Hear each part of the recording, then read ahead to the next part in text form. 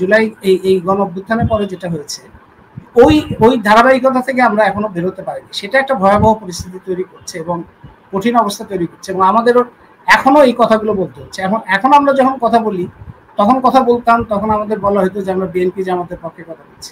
এখন যেটা বলা হচ্ছে তখন বলা হচ্ছে যে আমরা আওয়ামী লীগের পক্ষে কথা বলছি। তো এগুলি সত্য কথা কেউ শুনতে চায় না, সেটা একটা সমস্যা। আর নিজেদের যে আত্মপর্যালোচনা কিংবা আত্মসমালোচনা কিংবা নিজেদের ভুল স্বীকার করে নিজেদের সংশোধন করার চেষ্টা, এই সংস্কৃতির এই ন্যূনতম দিকগুলি যদি থাকতো, আজকে চিন্তা করেন যে শেখ হাসিনা যদি 2014-18 পার করেও যদি একটা নির্বাচন মোটামুটি করতেন তিনি গ্রহণযোগ্য, তাহলে তো তাকে পালাইতে হইতেন। তিনি পদত্যাগ করেছেন করেন নাই, এই যে আইনি বিতর্ক মিশ্র মজুমদার তুললেন, ওগুলো নিয়ে তো কথা বলার কিছু। আমি তো পদত্যাগপত্র দেখি নাই, কিন্তু তিনি তো দেশ থেকে চলে গেছেন, দায়িত্ব ছেড়ে চলে গেছেন, এবং সেই অবস্থাটা তো হইতো না। এবং এই যে প্রধানমন্ত্রী শেখ হাসিনা সহ এই যে পুরো আওয়ামী লীগের এই যে বিপর্যয়, এটা ঘটতো না যদি হয়তো এমন হইতো যে তার সিট কম থাকতো, বিরোধী দলে থাকতে হইতো।